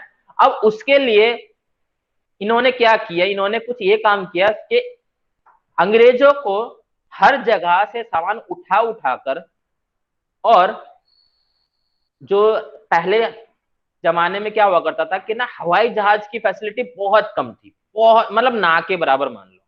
तो ऐसी कंडीशन में क्या होता था कि कोई भी सामान अपने देश में ले जाना होता था ना तो उनको समुद्र के रास्ते लेके जाना पड़ता था। अब लेकिन अगर मैं दिल्ली की बात करूं और दिल्ली से लेके अगर समुद्र तक पहुंचना है किसी भी कॉर्नर पे, चाहे मैं लेफ्ट जाऊं चाहे राइट जाऊं चाहे बैक जाऊं, तो भाई किसी भी समुद्र तक पहुंचने के लिए अगर घोड़े गाड़ी पे सारा का सारा सामान लाद के लेके जाना पड़े, तो भाई अंग्रेजों के लिए भी तो भाई बहुत आसान काम तो है नहीं। क्यों? घोड़े गाड़ी पे ज्यादा से ज्यादा कितना सामान आ जाएगा भाई? ज्यादा से ज्यादा 1 टन या 2 टन आ जाएगा, इससे ज्यादा नहीं आ सकता। तो भाई ऐसी सिचुएशन में अंग्रेजों ने क्या सोचा कि भाई अंग्रेजों ने ये सोचा कि यार अब ये जो सामान है, इस सामान को ले जाने के लिए हमें कुछ ना कुछ ऐसा काम करना पड़ेगा कि ये सामान जल्दी से जल्दी कम टाइम पीरियड में हमारे देश पहुंच सके। उसके लिए अंग्रेजों ने सबसे पहला काम क्या किया कि भाई अंग्रेजों के पास है जिप्सियां, अंग्रेज जिप्सियों में काम, लेकिन रेत वाले रोड है भाई, वहां पे जिप्सियां फंस जाती हैं। सबसे पहला काम अंग्रेजों ने किया, रोडों को बनाना शुरू किया। भाई रोडों, क्योंकि जब तक रोड साफ सही नहीं होंगी, जब तक रोड अच्छी नहीं होंगी, प्लेन नहीं होंगी, तो वहां पर गाड़ियां जो है वो अच्छे से ट्रेवल नहीं कर पाएगी। दूसरी बात, अंग्रेजों को ये डर था कि भाई अगर कहीं गलती से जो इंडियन है वो भड़क गए, तो ऐसी सिचुएशन में हम तो बहुत कम अंग्रेज है और उस सिचुएशन में इन इंडियन का सामना हम नहीं कर पाएंगे। तो ऐसी सिचुएशन में अपनी जो फौज है उसको जल्दी से जल्दी इधर से उधर पहुंचने के लिए वो रोडों का निर्माण किया, ताकि अच्छी रोड होंगी तो अच्छी जल्दी से चल चल के पहुंच जाएंगे, लेकिन अगर मिट्टी वाली रोड होंगी तो भाई वहां पर पैर धसेंगे, तो ऐसी सिचुएशन में प्रॉब्लम क्रिएट हो जाएगी। तो सबसे पहले उन्होंने क्या काम किया कि सामान लेके जाना है भाई, रॉ मटेरियल लेके जानी है, रॉ मटेरियल जिप्सियों में जाएगी, ट्रकों में जाएगी भर के, लेकिन इन ट्रकों को जितना ज्यादा से ज्यादा लोड कर देंगे तो वो धसने का बहुत ज्यादा आशंका रहती है कि हाँ भाई ये मिट्टी में उनके टायर फंस जाएंगे और वो आगे नहीं बढ़। तो उन्होंने सबसे पहला काम किया कि रोडों को बनाना शुरू किया। अब रोडों को बनाने के बाद उन रोडों को कनेक्ट किया कहां पर? रेलवे स्टेशन तक। एक राज्य के अंदर अंदर का जो काम था वो काम कर दिया ट्रकों ने। अब एक राज्य से दूसरे राज्य ले जाने का काम है, एक राज्य से तीसरे ले जाने का काम है, तो इसका काम सौंप दिया रेलवे को। अब जहां पर ट्रक एक जगह से दूसरे जगह, मतलब एक राज्य से दूसरे राज्य जाने में जहां पे वो टाइम लगाएगा कि भाई अगर देखा जाए तो सुबह शाम तक लग जाएगी, लेकिन वही काम रेलवे जो करती थी वो 2 घंटे में कर दे, 3 घंटे में कर दे, इससे ज्यादा वो टाइम नहीं लेती थी। तो ऐसी कंडीशन में अंग्रेजों का मेन टास्क था सिर्फ और सिर्फ कि यहां से रॉ मटेरियल को जल्दी से जल्दी किस तरह से अपने देश पहुंचाया जाए। तो उसके लिए रोडों का निर्माण किया, रेलवे का निर्माण किया। अब रेलवे का निर्माण किया, अब रेलवे क्या कर रही है? सामान लोड करके एक बार में, जहां पर हम घोड़े गाड़ी में थोड़ा थोड़ा थोड़ा थोड़ा थोड़ा थोड़ा करके हम सामान लेके पहुंच पा रहे हैं, वहां पर रेल में क्या है कि एक बार में सारा का सारा रॉ मटेरियल इकट्ठा करा और उसके बाद इन रेलों को, जो रेलें थी उनको बंदरगाहों तक सामान छोड़ने का काम करवाया गया। अब बंदरगाहों तक सामान पहुंचाया, फिर उसके बाद बंदरगाहों से ये सामान उठाकर अपने शिप्स में डाला और शिप्स में डालने के बाद इस सामान को लेके गए अपने देश में।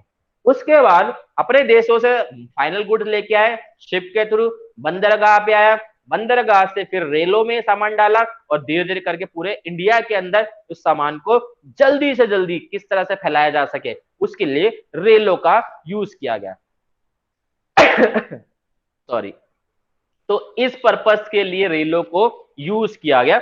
इस वजह से यहां पर जो मैंने बोला है वो बोला है कि इंडस्ट्रियल सेक्टर पे रेलवे का नेगेटिव इफेक्ट क्या पड़ा। तो भाई इंडियन रेलवे, जो रेलवे है उसका इंडस्ट्रियल सेक्टर पे नेगेटिव इफेक्ट ये पड़ा कि अगर हम देश के हित में देखें तो भाई हमारे लिए एक पॉजिटिव बात थी, लेकिन इंडस्ट्रियल सेक्टर के लिए अगर देखें तो ये बहुत ही खराब बात थी। क्यों? क्योंकि जो अगर किसी काम को करने के लिए मोटिवेशन के तौर पे कोई चीज यूज हो रही है तो वो काम को हम जल्दी से जल्दी कर पाते हैं। तो यहाँ पर जो सामान लाने और ले जाने का जो मोटिवेशन था वो हमें रेलवे से मिला। इस वजह से जो हमारा रेलवे है उसको हम बोलते हैं कि रेलवे का भी बहुत बड़ा हाथ है किसको? इंडस्ट्रियल सेक्टर को बर्बाद करने के लिए। कैसे?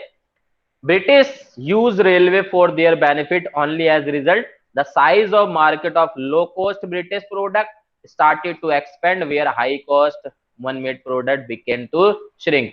वही जो मैंने आपको बताया कि भाई जल्दी से जल्दी पूरे देश के अंदर हर कोने में जो ब्रिटिश की लो कॉस्ट प्रोडक्ट थे, फाइनल गुड्स थे, उनको फैलाया जाए, जिससे जो लोग हैं वो अंग्रेजों की चीजें ज्यादा से ज्यादा खरीदे और जो इंडियन की जो महंगी चीज है उनको वह क्या कहते हैं त्यागना शुरू कर दे, सेक्रीफाइस करना स्टार्ट कर दे। सेक्रीफाइस तो नहीं बोलूंगा मैं, एक तरह से ड्रॉप करना स्टार्ट कर दे, डिमांड कम करना शुरू कर दे। क्यों? क्योंकि यहाँ पर एक नई ट्रेंड की चीज हमारे सामने आ रही है और रेलों की सहायता से जहां पर इंडियन लोग अपने सामान को दूसरे स्टेट में पहुंचाने के लिए बैलगाड़ियों का, घोड़ा गाड़ियों का प्रयोग करते थे, तो वहां पर अपने सिर्फ 1,000 रुपए 2,000 रुपए कमाने के लिए उनको 5 दिन 6 दिन 10 दिन ट्रैवल करना पड़ता था। लेकिन वही चीज रेलवे के थ्रू जो ब्रिटिश गवर्नमेंट थी, उन्होंने इस काम को 2 घंटे 3 घंटे में वो सक्सेसफुली पूरे देश के अंदर इस चीज को फैलाने के लिए रेलवे को सबसे ज्यादा यूज किया। तो इसलिए हम ये बोल सकते हैं कि जो रेलवे थी उसका भी एक बहुत बड़ा रोल था जो हमारा इंडस्ट्रियल सेक्टर है उसको पूरी तरह से बर्बाद करने के लिए। तो आई होप आपने ये वाला पॉइंट नोट कर लिया होगा। यस और no? Yes sir. Yes, sir. Okay, so हम बात करते हैं आगे। तो अभी तक हमने क्या क्या देख लिया? अभी तक हमने देखा कि agriculture sector before colonial rule कैसा था, industrial sector before colonial rule कैसा था, फिर at the time of independence कैसा था एग्रीकल्चर सेक्टर, और industrial sector at the time of independence कैसा था। अब हम बात कर रहे हैं, थोड़ा सा आगे बढ़ते हैं। अब यहाँ पर फॉरेन ट्रेड के ऊपर बात करते हैं कि भाई हमारे देश का जो फॉरेन ट्रेड था पहले कैसा था, फिर कैसा हुआ। मतलब at the time of sorry before colonial हमारा देश कैसा हुआ करता था, फिर at the time of colonial हमारा देश कैसा हुआ करता था। तो थोड़ा इसके ऊपर भी बात करते चलो। तो जैसा कि मैंने आप सभी को बताया था कि भाई अगर हम पहले की बात करें, जब हम ये बात करते हैं राजा महाराजाओं का, एंशियंट पीरियड को हम कौन सा बोलते हैं? जो पीरियड ब्रिटिश रूल से पहले का था, जो राजा महाराजाओं का जो पीरियड होता है इसको हम बोलते हैं एंशियंट पीरियड। ठीक है भाई, तो आपसे ये पूछ लिया जाता है एग्जाम में, तो इसमें आपको सिर्फ ये बताना है बिफोर कॉलोनियल रूल पीरियड। ठीक है, एक ओके सर। मिनट, एक मिनट।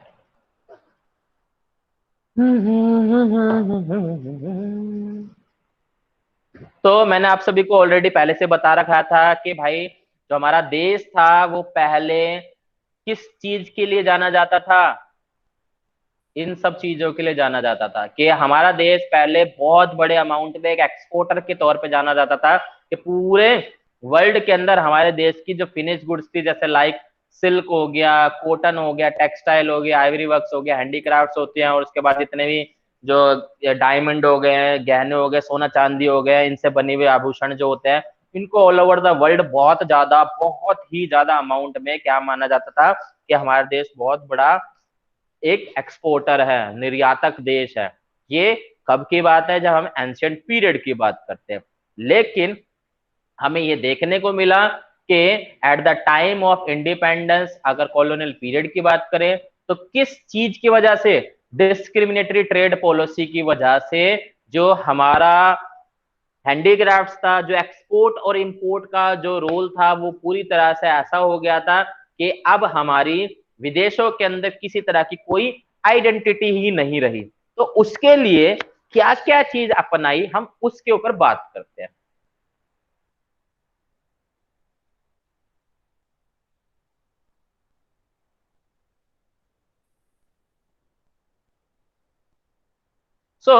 हम कंडीशन के ऊपर बात कर रहे हैं। कहता है exporter of prime product and importer of finish good. मतलब कि करा क्या कहते हैं उसको, कॉलोनियल पीरियड के दौरान जब ब्रिटिश रूल हमारे देश में फॉलो हो गया था, तो उस टाइम पे जहां पर हमारा देश ऐसा हुआ करता था कि बिग एक्सपोर्टर के नाम से जाना जाता था कि हमारे देश के अंदर से सिल्क बहुत बड़ी मात्रा में जाता था, कॉटन बहुत बड़ी मात्रा में जाता था, हैंडीक्राफ्ट्स बहुत बड़ी मात्रा में जाते थे, और जितनी भी प्रेशियस थिंग्स होती हैं वो हमारे बड़ी मात्रा में पूरे वर्ल्ड के अंदर हम उसको एक्सपोर्ट करते थे। लेकिन जब हमारे देश के अंदर क्या लागू हुआ? ब्रिटिश रूल लागू होगा, तो उस टाइम पे हमारा देश जहां इतना बड़ा हुआ करता था वहां से सिर्फ और सिर्फ रॉ मटेरियल का एक्सपोर्टर और फिनिश गुड्स का इंपोर्टर बनकर ही रह गया था, जो अभी हम इतनी देर से जो पढ़ रहे हैं। तो कहता है during colonial rule India become an exporter of raw material. Such as raw silk, cotton, indigo, jute, etc, which are low cost. मतलब हमारे देश के अंदर वही सेम चीज जो भाई भी इतनी देर से मैं रिपीट कर रहा हूँ कि भाई हमारे देश को जो ब्रिटिश रूल था वो अपना टारगेट कंप्लीट करना चाहता था कि भाई यहाँ से ज्यादा अमाउंट में रॉ मटेरियल मिल सके, और रॉ मटेरियल यहाँ पर सस्ते सस्ते दाम में हमें मिलता है, क्योंकि भाई यहाँ पर उगाने वाले भी यही है, जमीन भी यही है। अगर वही सेम चीज ब्रिटिश को अपने देश के अंदर करना पड़ता था तो उस कंडीशन में उसको जमीन की जरूरत है, फिर उसको फसल को खरीदने के लिए जरूरत है, फिर किसानों की जरूरत है, तो ये सब काम में काफी ज्यादा पैसा लग जाता है। तो यही चीज को किसान जो अंग्रेज थे उनको इन सब चीजों से बचना था। इसके लिए उन्होंने क्या किया भाई, इंडिया को as a raw material exporter के तौर पर उन्होंने यूज किया, और साथ ही साथ they become the importer of finish goods such as capital goods, woollen cloth, silk cloth and other man machine made product which are high cost. अब यहाँ पर दूसरा काम उन्होंने इस पे फोकस किया कि यहाँ पर अब सामान तो ले गए, यहाँ से सामान ले जाने के बाद भाई बना भी लिया। अब बनाने के बाद ऐसा तो है नहीं कि भाई अपने घर में रखेंगे, अब उनको ये देखना था कि यार देखो एक बार बताओ, अगर ये अंग्रेज है, ये पूरा इंग्लैंड नहीं था, ये पूरा ब्रिटिश हम पे राज नहीं कर रहा था, ये ब्रिटिश के कुछ लोग हम पे राज कर रहे थे। तो ऐसी कंडीशन में ये पूरा इंडिया है और ये ब्रिटिश है। अब क्या कहता है ब्रिटिशर्स यहां से रॉ मटेरियल लेके जा रहे हैं। अब इस रॉ मटेरियल को लेने के बाद इन्होंने इसको फाइनल गुड बना लिया। अब फाइनल गुड बनाने के बाद अगर ये अपने देश में ही बेचे तो भाई उस चीज को उनके देश में ऑलरेडी वो काम बहुत से लोग कर रहे हैं, उसके देश के अंदर ऑलरेडी ये चीजें बहुत से लोग ऑलरेडी पहले से बना रहे हैं। तो ऐसी सिचुएशन में उनको पता है कि भाई यहाँ पर उतनी डिमांड नहीं होगी, तो उनको एक ऐसा मार्केट चाहिए जहां पर ये सब चीजें फर्स्ट टाइम हो, कि भाई यहाँ के लोगों ने वो चीजें कभी देखी ही ना हो, और वो जब उस चीज को देखे तो उस चीज को वो टूट पड़े, ऐसा एक बाजार चाहिए। और एक बहुत बड़ी मात्रा में बाजार चाहिए। क्यों? अगर ब्रिटिश की बात करें, ब्रिटिश की पॉपुलेशन और इंडिया के पॉपुलेशन में जमीन आसमान का फर्क है। तो इंडिया की पॉपुलेशन बहुत बड़ी मात्रा में थी, और भाई बड़ी मात्रा में पॉपुलेशन है तो भाई सीधी सी बात है उतनी ही डिमांड होने वाली उन गुड्स की। तो इस वजह से जो अंग्रेज थे उन्होंने हमारे देश को एज अ मार्केट के तौर पर देखा कि भाई यहाँ पर हम अपना जितना भी प्रोडक्ट है वो ले जाके हम यहाँ पर बेचे। तो इसलिए हम ये बोलते हैं कि जो ब्रिटिश कॉलोनियल रूल था उस टाइम पे जो हमारा देश था वो big exporter of raw material और big importer of finish good के तौर पर ही रह गया। ठीक है। अब उसके बाद कहता है due to this economic condition of our economy start decline. Obvious ही बात है कि भाई हम सब कुछ टोटली फॉरेन पे डिपेंडेबल हो गए, हमारे देश के अंदर कोई चीज बन नहीं रही है, हम चीज बाहर की खरीद रहे हैं, हम काम बाहर वाले बंदों को कर रहे हैं, हम सब कुछ बाहर वाले के ऊपर डिपेंडेबल हो गए, तो हमारे देश के अंदर कुछ आइडेंटिटी बची ही नहीं। तो इस वजह से जो हमारी इकोनॉमिकल कंडीशन थी वो कंटिन्यूसली डिक्लाइन होती गई। अब ना जब हम इस चैप्टर को आगे कंटिन्यू करेंगे तो हम बहुत सारे ऐसे पॉजिटिव इफेक्ट्स भी देखेंगे जहां पे हमें ये लगेगा कि यार इतना सब कुछ तो हमारे देश के अंदर था, लेकिन उसके बावजूद भी हम ये क्यों बोलते हैं कि जो हमारी इकोनॉमिकल कंडीशन है वो बहुत डाउनवर्ड है। तो उसके पीछे आप हमेशा एक ही रीजन देखोगे कि भाई इतना सब कुछ जो काम हुआ, जैसे फॉर एग्जाम्पल अभी छोटा सा एग्जाम्पल मैंने किसका दिया, रेलवे का एग्जाम्पल दिया, अभी छोटा सा एग्जाम्पल मैंने दिया आपको रोडों का दिया कि भाई अगर हम आज भी वही राजा महाराजाओं के टाइम की अगर हम बात करें तो भाई आज भी हम वही मिट्टी की रोडों पर ही चल रहे होते। जो मिट्टी की रोड है बारिश के टाइम पे ऐसी हो जाए कि हम घर से बाहर नहीं निकल सकते। अगर हम राजा महाराजाओं के टाइम की बात करें तो आज भी हम वैसे ही घरों में रह रहे होते जिसकी दीवारों को मिट्टी से लेपा जाता था, गोबर से लेपा जाता था। आज भी हम उन्हीं घरों में रह रहे होते जिसकी छतें जो होती थी वो घास फूस से भरी पड़ी होती थी। लेकिन ये जो ट्रेंड चेंज हुआ, ये सब कुछ जो चीजें चेंज हुई, ये किसके आने के बाद चेंज हुई? कहता है हमारे देश के लोगों को ईंटें क्या होती है ये नहीं मालूम था, हमारे देश के लोगों को ट्रैक्टर क्या होता है ये नहीं मालूम था, हमारे देश के लोगों को भाई बुलेट क्या होती है, गाड़ी क्या होती है, हवाई जहाज क्या होता है।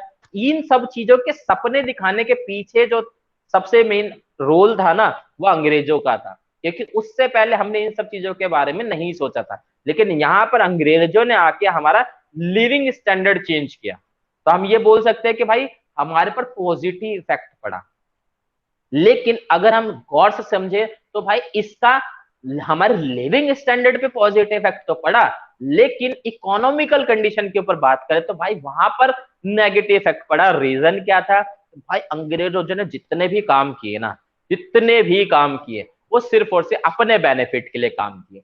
उन्होंने एक सिंगल काम ऐसा नहीं किया था जिसके पीछे कोई एक ऐसा रीजन हो जिसमें वो इंडिया का भला चाहते हो। अगर अंग्रेजों ने हमारा, अगर मैं बात करूं संसद भवन की बात करूं, जो उन्होंने बनाया वो अपने फायदे के लिए बनाया। इंडिया गेट की बात करूं, अपने फायदे के लिए बनाया। और भी बहुत सारी चीजें सब उन्होंने अपने ऐशो आराम के लिए बनाया। लेकिन आज हम बोलते हैं कि भाई उनका कुछ पॉजिटिव इफेक्ट पड़ा कि उन्होंने हमारे इंफ्रास्ट्रक्चर को सुधारा, हमारे लिविंग स्टैंडर्ड को सुधारा, हमारा रेलवे पे थोड़ा सा, जो हम रेलवे के बारे में जो सोच रहे हैं उस चीज पे फोकस करा। इसके अलावा एक और चीज पर जो ब्रिटिश रूल है उसका पॉजिटिव इम्पैक्ट हम देखते हैं। कहता है अगर हम बात करें पुराने टाइम की, तो पुराने टाइम पे हम क्या करते थे कि भाई अगर हमें अपना कोई संदेश जो होता था वो विदेशों तक पहुंचाना होती या दूसरे राज्य पहुंचाना होता था, तो हम कबूतरों का सहारा लिया करते थे, हम बाजों का सहारा लिया करते थे। अब भाई क्या गारंटी है कबूतर हमेशा सही जगह पे पहुंचेगा? कहता है भाई 100 में से 10% चांस ऐसे होते थे जहां पर वो सही टाइम पीरियड में सही जगह पहुंचे। तो ये था, कम्युनिकेशन गैप बहुत ज्यादा हुआ करता था। अब उसके लिए जब राजा महाराजाओं का टाइम हुआ करता था तो वो अपने संदेश वाहक भेजा करते थे। तो संदेश वाहक क्या होता था भाई, 10 दिन तक घोड़े पे दौड़ता दौड़ता दौड़ता दौड़ता दौड़ता दौड़ता गया, फिर उसके बाद एक कपड़े के अंदर उसका संदेश हुआ करता था कि डैश फलाना राजा ने आपके लिए संदेश भेजा है, हम आपके दूत हैं।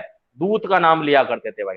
तो भाई वो दूत जाके उनको संदेश पहुंचाते थे। तो ये तो था राजा महाराजा कैसे एक दूसरे से कम्युनिकेशन करते थे, लेकिन लोगों के पास तो ये कम्युनिकेशन था ही नहीं। तो ऐसी सिचुएशन में जब ब्रिटिश रूल हमारे पे लागू हुआ तो वहां पर जाके हमें डाक तार की चीजों के बारे में पता चला कि भाई हम पोस्ट कर सकते हैं, अपनी चिट्ठी पहुंचा सकते हैं। जहां पर कबूतरों का सहारा लिया जाता था किसी जमाने में, आज इंसानों का सहारा लेकर हम उस चीज पर वक्त कर सकते हैं।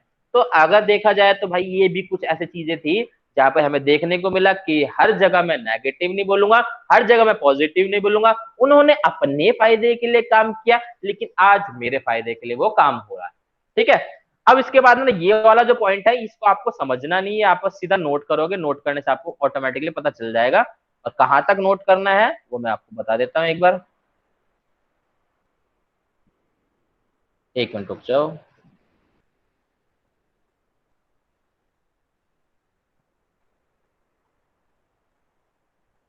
हेडिंग डालो फॉरेन ट्रेड।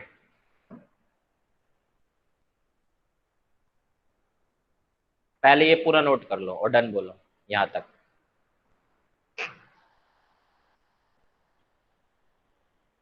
और फॉरेन ट्रेड कंप्लीट करने के बाद बाकी हम बाद में करेंगे। सर कहाँ तक लिखना है? पहले ये लिखो फॉरेन ट्रेड के नीचे जो पूरा सेंटेंस लिखा हुआ है।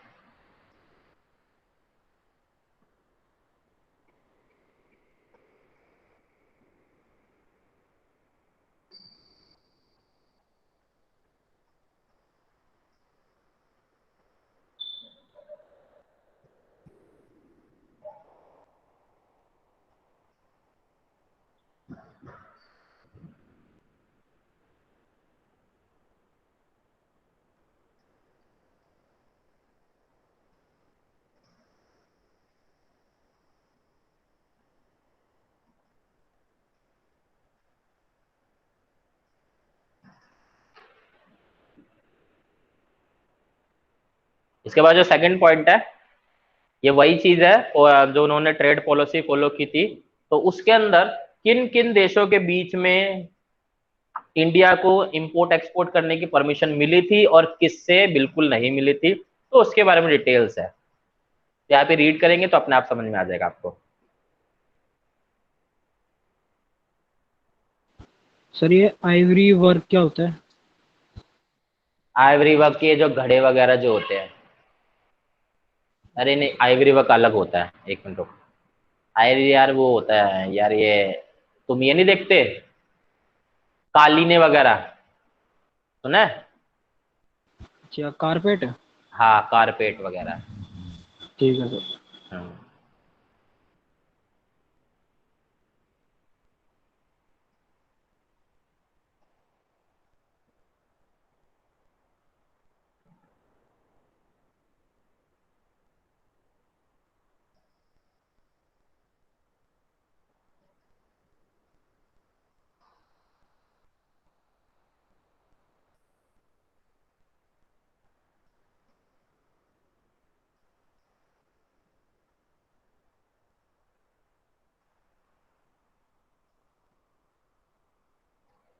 सर हो गया। इसके बाद यहाँ लिखो conditions of foreign trade in explained. ये फर्स्ट पॉइंट में तीनों पॉइंट डाल दो, और सेकंड में जो मैं बोलूंगा वो करना है।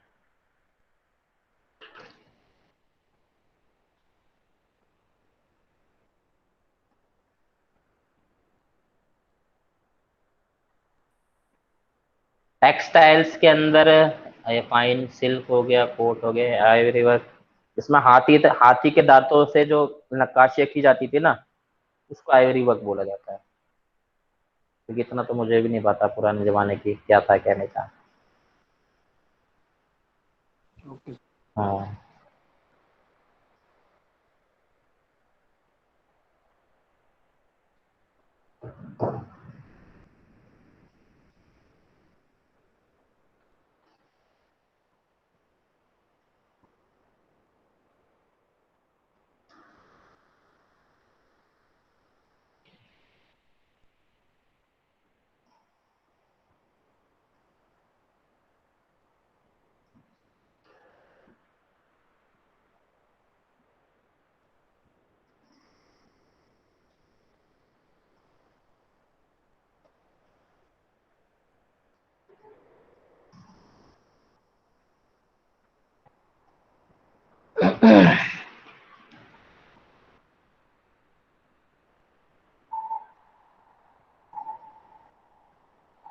इस पॉइंट को अलग से नोट करना है। ये 3 पॉइंट नोट करो बस। इसके ना सेकंड पॉइंट के अंदर सब कुछ वही है जो मैं बार बार बोल रहा हूँ, वही चीज़ है यहाँ पे।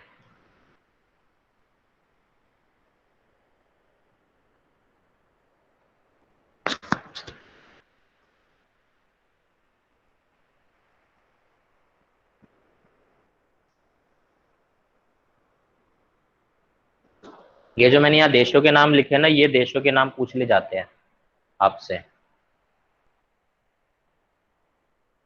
और ऑप्शन के अंदर जब भी आपको मिलेंगे ना, तो श्रीलंका नहीं मिलेगा, साइलोन मिलेगा, पर्सिया मिलेगा। ये बारीक सी चीजें होती है जो एक नंबर में बच्चे कंफ्यूज बहुत ज्यादा रहेंगे। याद भी रखोगे तो भी भूल जाओगे आप। तो इसलिए रिपीट रिपीट देखते रहना जब जब मैं बोलूँ।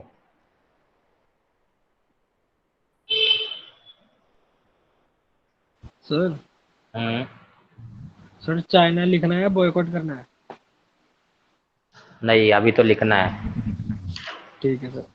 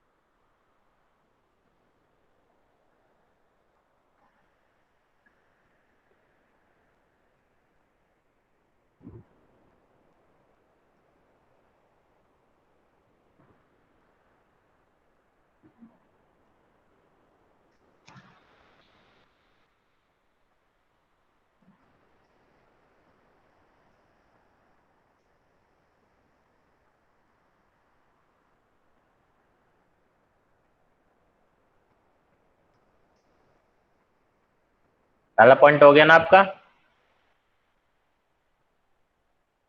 Yes sir.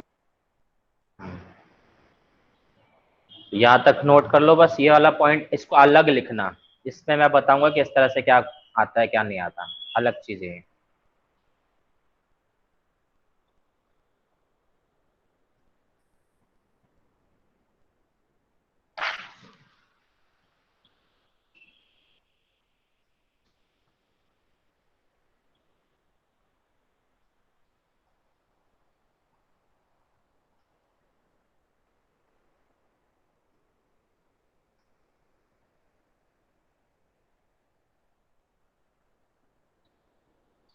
सर हो गया।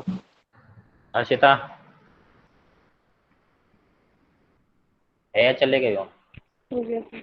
तो आज के लिए इतना ही। तो नेक्स्ट क्लास है उसमें हमारा ये चैप्टर कंप्लीट हो जाएगा। वैसे भी अब ये जो डेमोग्राफिक कंडीशंस है इसके अंदर हमें सिर्फ याद रखने वाली चीजें हैं, इसके अलावा ज्यादा कुछ इसमें खास है नहीं। उसके बाद हमें वही पढ़ने होते हैं कि पॉजिटिव इम्पैक्ट क्या पड़े, नेगेटिव इम्पैक्ट क्या पड़े, वही सब चीजों के बारे में हमें बात करनी पड़ेगी। तो आज के लिए अब हम यहीं पर स्टॉप करते हैं। दूसरी बात, कल मैं क्लास नहीं लूंगा कोई सी भी। ये अब जो आप नेक्स्ट क्लास होएगी वो परसों होएगी, सैटरडे को 8 to 9। ठीक है, सो ओके मिलते हैं अब सर। हम नेक्स्ट क्लास में। Okay good sir. बाय।